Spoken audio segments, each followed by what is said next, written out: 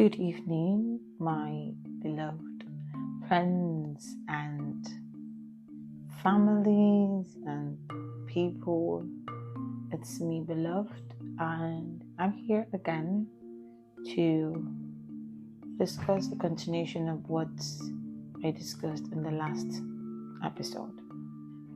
So today I will be sharing my own story in regards to sexuality, sexual orientation, and perversion. So, like I said earlier in my first episode, I grew up in a quite traumatic environment, and it had a toll on me. My mom happened to marry my dad a virgin. So, my dad is the first person that my mom, and the only person my mom ever knew. So as a child, I was growing up with this mindset that I'm going to keep myself until my wedding night. I just wanted to make my mom proud, and I believed that was the best thing to do. So my virginity was more like my God, if I should say that. And yeah, I was growing with it, I was bragging about it and all of that. Then I happened to live with one of our relatives. That's from my mother's side, my mother's brother's son. Remember at some point in time, he started making sexual advances to me, and I reported him to my mother. When I reported him to my mother, he was quite infuriated about that. My mom scolded him and all of that.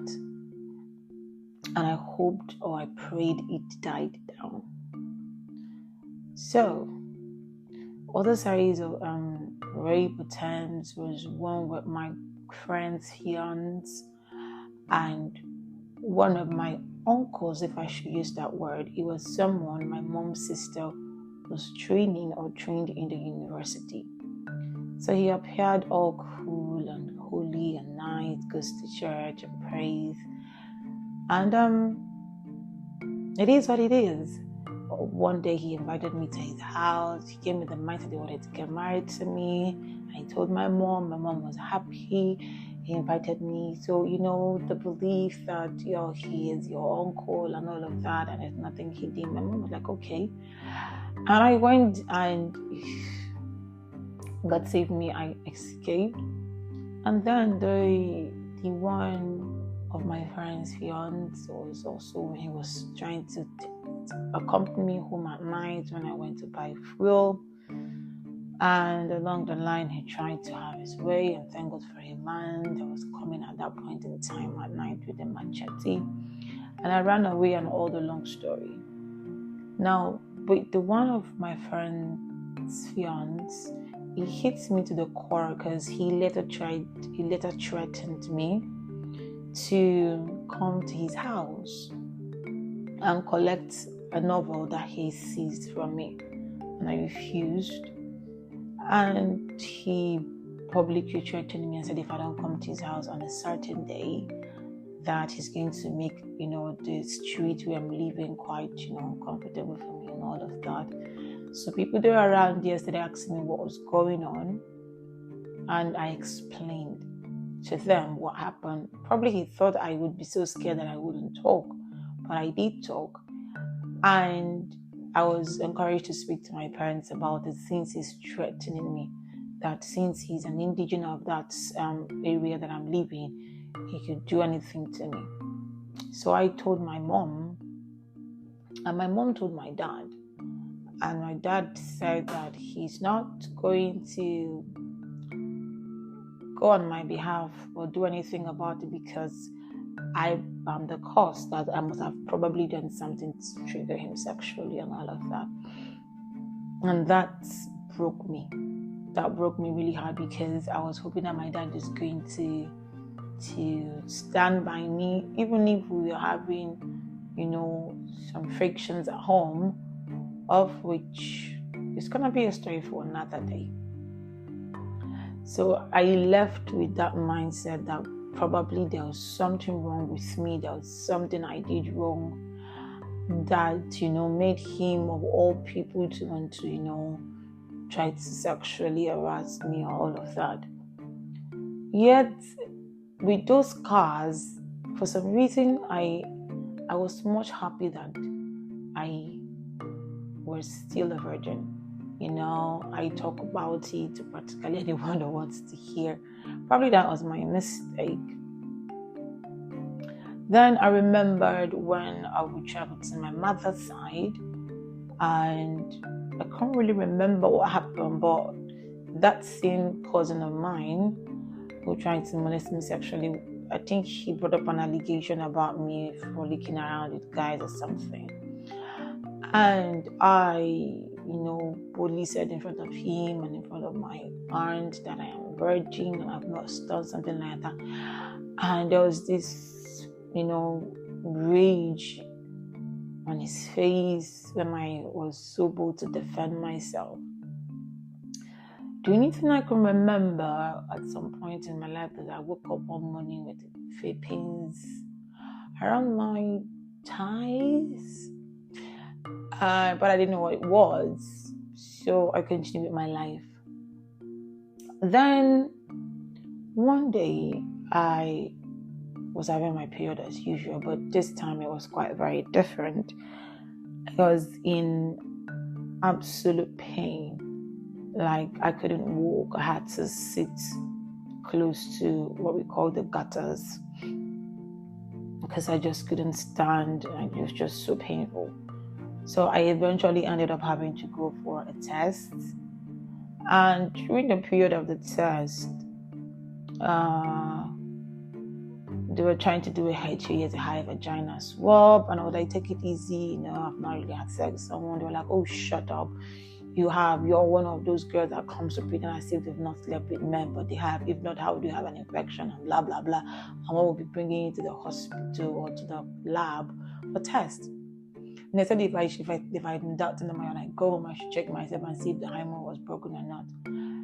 And me, I was quite smart when I was younger. I had keen interest in all of these things. I think because of my mom being a virgin and me trying to make my mom proud, and me trying to use my virginity to prove my dad wrong, because he levered so many negative accusations and false accusations actually on me.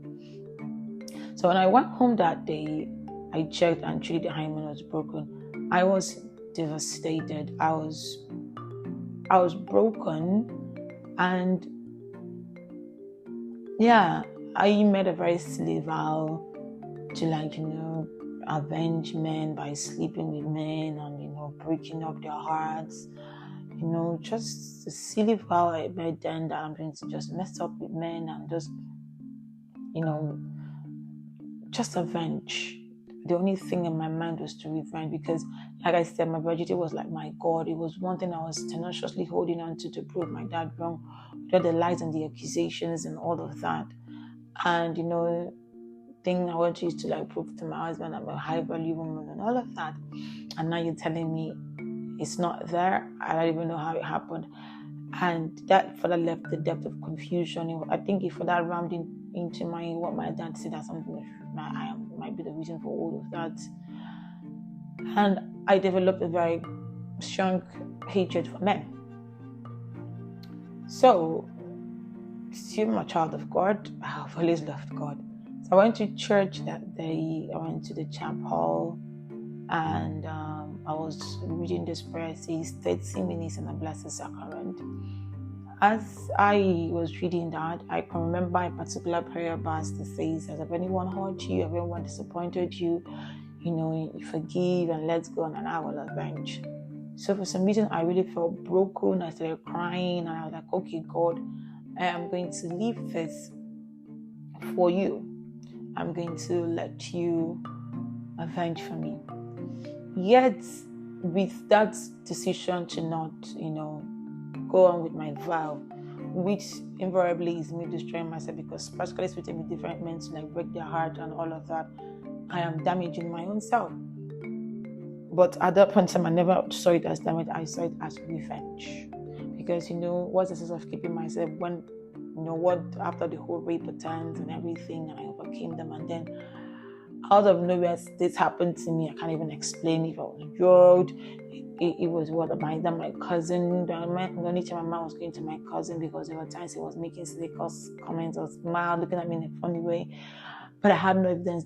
The actual thing of after fighting and then lost this in a very, I don't know, way that I can't even fight. I can't even bring the person to book. It left a kind of strong hatred in my heart. So I was told to have to treat myself, apply some insertions and all of that, which was quite painful. And I had to, I think I was in a relationship then. So I had to okay, I just gotta do what I gotta do. So to treat myself. So yeah, I slept with him. It was all through those period. He was like, you don't react, you just lie like a log of food. But in my mind, upon every act, my hatred for him deepened. It took me not less than 4 years after those times to truly forgive and let go in my heart, because it's just though as all my pains I have put it on him, because it was your kind that put me in this condition, even though I wouldn't have to do this with you and then have to go to look for how to treat myself and all of that. I was 17 years old, 17, 18 years, yeah. So it was painful for me. And like I said in my past podcast, I never had anyone to give for advice and for leading, because practically I was the one always standing in for my mom, which was the core reason for my problems and misunderstanding or whatever with my dad. So I just didn't know who to go to for advice. Then I was just doing things the best way I thought I could. So when I actually got on admission into the nursing school, that was it was a miracle for me. I think I got admission and I lost it. I had to travel to another state, and it was a miracle for me because I had to use opportunity to break up with that guy and deleted everything that concerned him. There was no reason, but I just did that because I literally hated him. And then within all this period of ardent hatred and all of that, my aunt suggested to take us abroad, me and my other brother, but we have to change our surname so as to be able to answer his name, and he can bring us about his children and all of us as our children. But my dad refused, and until my dying day, I am grateful that he refused, because at that point in time, I was having serious identity crisis. I had absolute hatred for men, even though I know that I still mingle with men, because I never had a sister and I didn't really grow up with women around me. And I had 7 uncles, and I spent most of my childhood with them. So I was really used to the masculine environment. And the fact I never had my father's love right from child still taught me to yearn for love. On the opposite, in as much as I hate them. And most more importantly, I know that any form of perversion is a sin. Then I went into nursing school. I think in my second year, I happened to have one girl I call her my school daughter. And I noticed I was having a very strong sexual attraction for this girl. Yep. And I knew it was a sin. I was like, I know this is wrong. I know this is a sin. I know this is bad. And all of that. And I opened up to one of our brothers, like a minister in school. He's a medical doctor, and said, this is what I'm struggling with. I know he's a saint, but I just don't know why I am having this strong sexual attraction to this guy that I don't even allow her to sleep in my bed, because if the time she did, it took God for me not to act funny. And sadly, she didn't make happy tears, and to me it was kind of a relief, But I knew that for this feeling, and to tell you that this spiritual lesbian, this lesbianism acts as a spiritual thing. It wasn't to every other person. It's just to selected few. It was the next one was someone else who was a class younger than mine, because the other girl that was my school that was 2 classes younger than mine. And that one, I later heard that she was a lesbian. And the other lady was. I just spoke to that man who is a doctor, and he came to our house to pray, and he asked me a question: was there any point in my time I was like molested by a female? I said I wouldn't really say I was molested as a female, but I remember that when I was quite very young, probably in my 4 years or so, I was really very young, when my mom was into sewing. She was a tailor. She had people she trained. So one of them, I can't forget her. Like, I can still remember her face now. There is this thing, when she comes to our house, straight to our village, house, she just like kisses me, like real kissing and fondlings and all of that. Me, I never saw it as something wrong. Yeah, these are the ways the devil messes up our minds and leaves strongholds. Then I never knew it was something wrong, because she does and she laughs, and it was like in an open place, but people hardly come to that side of what will I say, because no one has ever seen her do that. So I said, this is what I can remember with that lady, and he was like, that is why. And coupled with the fact that you've had experiences with men and all of that, there is a hatred in your heart towards men, and this experience you had is now gearing you towards women, and that is why you're having these feelings. So you need to go back to God and ask Him to heal you and to correct those patterns. That is where my journey of asking God for help began. Now, why I said I thank God because my dad didn't allow us to travel to the US was that it was within that period that I was dealing with all of this, assuming that probably my dad agreed and I happened to go to the US, owing to the fact that US accepts homosexuality and bisexuality and whatever. I would have come out as a bisexual. I would have said, oh, this is not wrong and this is this, and I wouldn't bother to try to find out what was wrong, or why what is happening to me is happening to me, or why I'm acting this way, or I'm having these feelings. When I had to sit myself down and tell myself the truth, okay, this is what is going on with your life, this is why you hate men. And for some reason, I know I watched porn when I was younger. I kind of like with women and women, because anything with men irritates me, because I grew up in the midst of men, isn't it? 7 uncles and 4 brothers. And for some reason, I wasn't protected. So why should I trust men? Yet at the same time, I just needed the man that's going to protect me. So I was just investing myself. So I have learned on how to stand up and defend myself. And not just only that, I was the only one that was defending my mother from my dad and his abuse and all of that. So I grew up in the midst of men. The men were meant to protect. I had 7 uncles. I had 4 brothers, when one was older than me. And I have to be the one to take care of my younger 3 brothers, although my younger brother stood up for me when he started getting older of age. I was in my younger years, from my 9, 10, 11, 12, 13, 14 to my 18th, 19, 20th year, I was the one actually standing up for myself and for my mother. And I have 7 uncles and 4 brothers. And let me exclude my 3 brothers. 7 uncles, 1 brother, and 1 father. So there was this hatred, there was this resentment towards men. Even if I said I've let go, but it was still in my heart that I do go into relationships, but at the sort of sex that ends it. You mentioning that ends the relationship, because I keep having this feel that probably one day you're just gonna yep. So I've had this feeling that, yeah, probably could just rape me or something of that nature.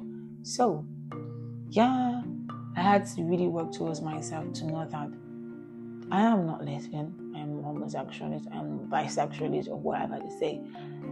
All of this is a pointer that something is wrong in my mind, in my brain, in my growth pattern. Some pollutions took place that is altering my sense of humanity, sexuality, wholeness. And until I deal with it, I would definitely keep being a prey to those feelings and those emotions. So I had to work or learn to work on my emotions or learn to work on myself, the healing pattern. And yeah, I can boldly say to you that I have no business with lesbianism, and I am in a country whereby it is allowed. I could have easily said, oh yeah, this is where I am and all of that. No, I resent it. Yeah. Doesn't mean that I don't notice those who are lesbians. Because even when I came to the present country I am in now, I had this lady who, Christian, but she had it.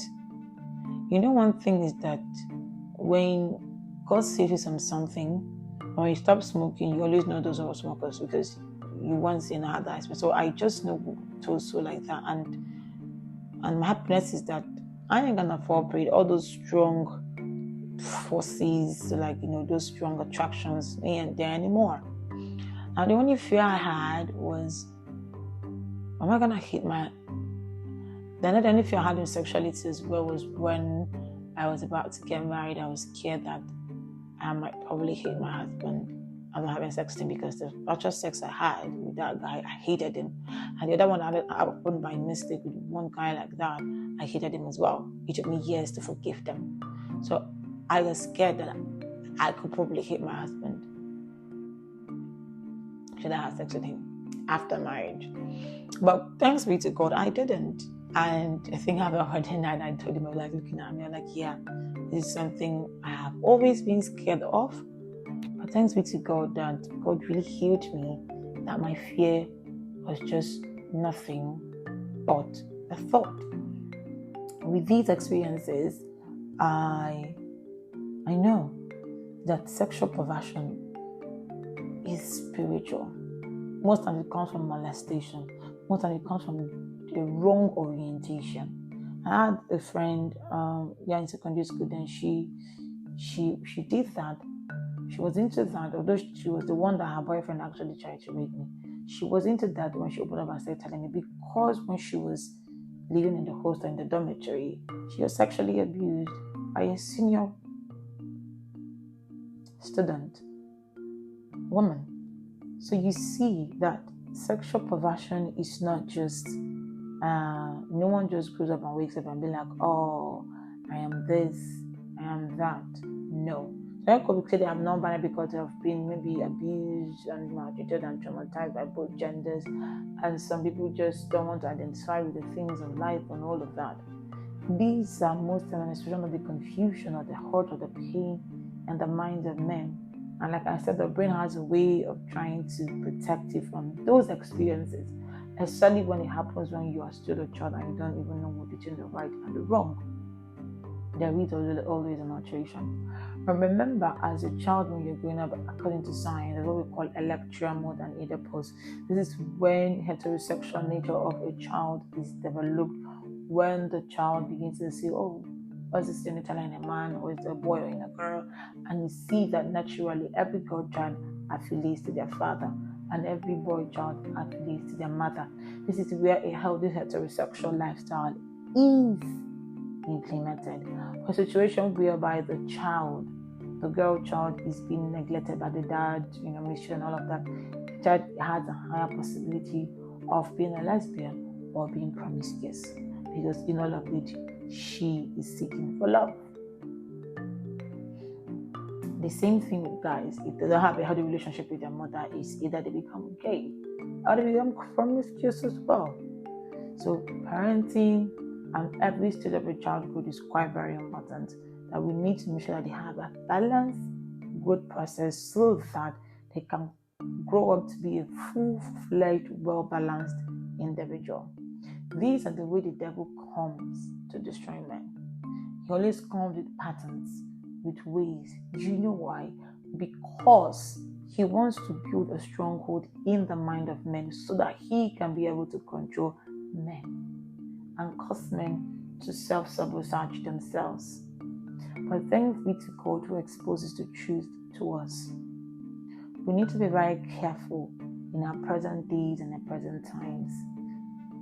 We see that it's gotten as bad as all of these people coming to the younger children, to our younger children in school, telling them being homosexual is okay, skin this one is transitioning is fine, stopping puberty is fine. Why? Why are you telling children as young as 4, 5, 6, 7, 8, 9, 10 these things when they don't even know how to make a proper decision? All of these are satanic. When we read the Bible, we begin to see this in the book of Romans, made it very clear to us. And sexual perversion is one thing that caused God to permanently destroy a particular people, Sodom and Gomorrah, that they did not ever come back into the map of creation again. So, before anyone says, oh yes, I am this, I am that, ask yourself, am I speaking actually from a point of trauma, or from a point of possession, or from being misled? Really, one of the things that the devil does not want any human being to do is introspection, to ask yourself deep core questions, to try to understand yourself and to know yourself and to know why you do the things you do. I'm going to talk about this once, maybe one time in our episode about introspection and why it is very important. Like I said, I am God's beloved. I am one that the Lord has shown a whole lot of mercy, a whole lot of love. The Lord has delivered me from so many things, and in that medium, He opened my eyes to quite a lot of things. This is me calling out to parents, to ministers, to psychologists, to psychiatrists and medical doctors. Let's do the right thing and save our younger generation from damnation and confusion. Until I come your way next time, it's me, the beloved. Good night.